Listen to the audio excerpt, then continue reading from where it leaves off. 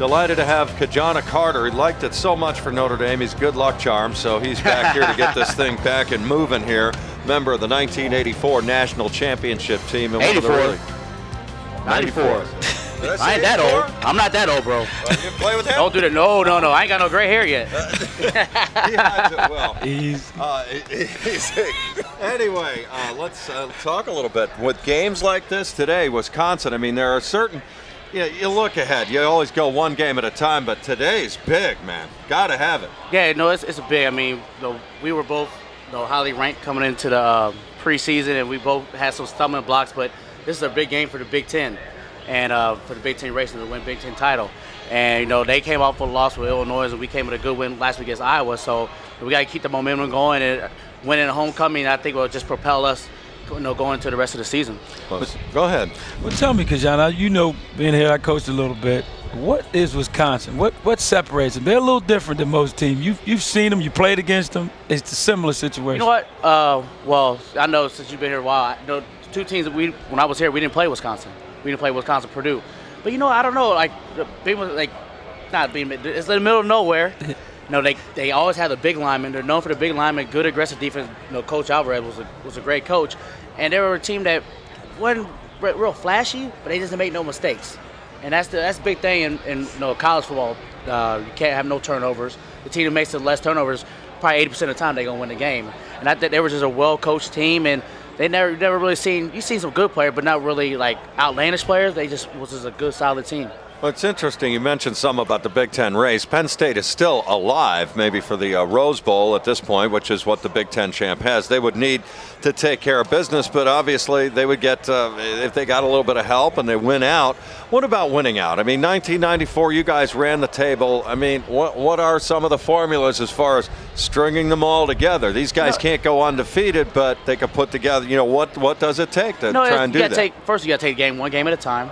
I know it's a trite statement, but that's the truth, though. You're right. You got to take it one game at a time, and it just built momentum. You never can be complacent. I mean, let's say when we beat Wisconsin, whoever's on our next schedule, you can't take that for granted at all. I mean, look at, especially this year, you've seen different teams getting upset that you would never believe.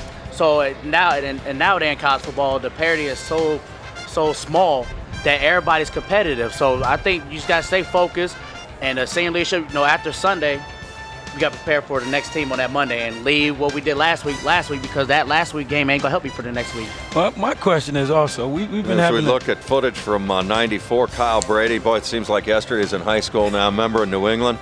This offense you guys played with, as we look at it, it just hit you from so many different directions, didn't it? Yes, we did. We were so blessed that year. I mean, coming out of high school, we had the #1 recruiting class in the country, and it just kind of propelled it. But the thing is, you need some continuity and some cohesiveness, and everybody on our team, we all got along. There wasn't no egos. Everybody I need the ball, this and that. We want the team to win.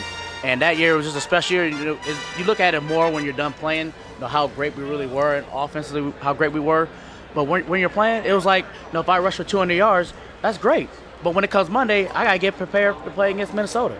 And that's kind of outlook you got to take. And then when you're done playing and when you're done with the season, then you can look back and see how good you are. But you can't be satisfied with 1 week because you did something wrong that week. You can always be better, and that's what I always try to do. If I had a good game 1 week, I want to be better the next week. If I scored 3 touchdowns, I want to score 4, and that's kind of attitude you got to have. Well, the question I have, you've been watching our running game, yes, and our backs. I know people are saying, why do we fumble so much? Talk to me. You played the position. We talked to Blair about it. Right. What's going on in that situation? What? I don't know. It's a pride thing. I mean, you could coach. I mean, you could tell me to hold on to the ball the correct way, but you know what? It comes down to the person when you got to concentrate. That's the first thing you learn as a running back. The 3-point system, how to hold the ball tight. And when you're going in, you're gonna get bumped and bruised. And sometimes people get complacent when they're trying to make somebody miss. They keep the ball out, and that's what stuff happens. And that's the first thing you do. And the first thing you learn as a running back, secure the ball. And whether or not people are just being too complacent with it. But it needs to change. I mean, because we had fumbles now with running backs. We had, and other people have been fumbling too. We had in key games, in key times of the game, we had some key turnovers. And you never know which turnover is going to be the main one.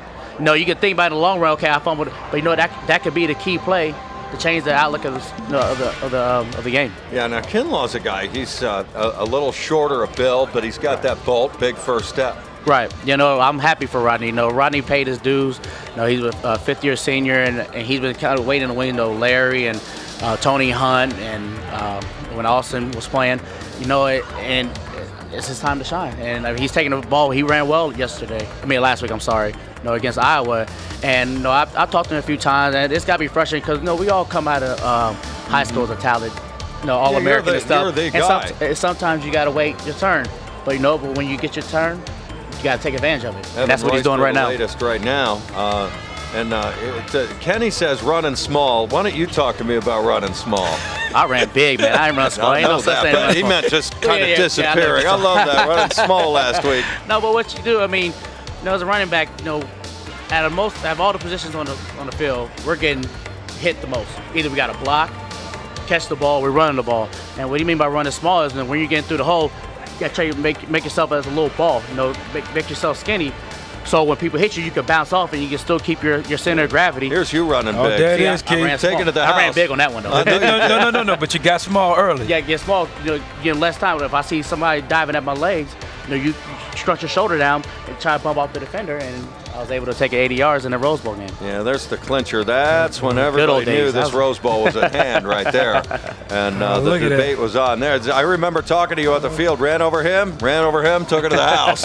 Pretty easy. Funny story about that. I'm sure you guys heard Bucky Greenlee was our center of that game, and Oregon got the ball first, and we got the touchback, and he comes to me, say we knew what the play was because we have like a script play going into the season, and don't start the game. And he said, you know what? We knew it was 40 sweep. He said, let's take it to the house. I said, all right, well, come beat me there. Honest to God truth, in the huddle right before that play. So, I remember that Minnesota. I think that was the first play that year from scrimmage on the road. Goes for 80 yards. Maybe that we should have known. Was a memorable game. I wish I could have played that whole game. It would have been exciting what I've done. But Joe wanted to make sure that worry about the long run. Well, Michael Archie had to have his touches too. Exactly. That's but that was a great team, and as you said, there were only 2 times that year where everybody had to see the field in the fourth quarter, and one was that just scary afternoon in Champaign against Illinois. But in a way, since you won it, now that you had that moment at Illinois where you had to face adversity, it makes it more special, doesn't it? You're absolutely right. We were blessed that year that I played maybe the third quarter of a lot of games, but I don't care if when you go undefeated, there's going to be there's going to be a game that's going to be close, and you learn a lot of character about your team. And Illinois was that. They wasn't the most exciting team, but they had the number 1 defense in the nation. They had all these stars: Simeon Rice, Kevin Hart, all these outstanding people on defense, and we knew it was going to be a test. Our offense versus their defense. That was the game was going. And we got down, and it was down 21-0. But you know what? We didn't panic. We knew that I fumbled the ball one time, they scored, and we had another turnover, they scored. We knew if we take care of the ball and execute our plays, everything was going to be fine. We had trust in each other, and we didn't panic that we know we're going to get this job done. So I know it's probably nervous for everybody watching out on TV, and I'm sure it was, but when you're in the moment, we was calm. We knew we was going to get the job done. Well, it's great having you back, Ki-Jana. It's never bad having another number 32 in the house. That's right. I'm always pretty good number 32 in the house too. Every time I see and those an Ohio numbers, guy. you know the Buck guys still have mad at them. They're still mad, right? Yeah, I'm glad I always come back, man. I like Kenny knows, and I come back for at least once a game during the season if I can, and come for the blue-white game when I was playing. This is a magical place here at Penn State, and I bring friends up every time I come up. Because I live in Florida now, and they don't really see like the family environment and how everybody's is one. Like we say, we are Penn State. That means everybody. We are Penn State. It's just a good time to come back. I feel That's like why it makes it a special thing.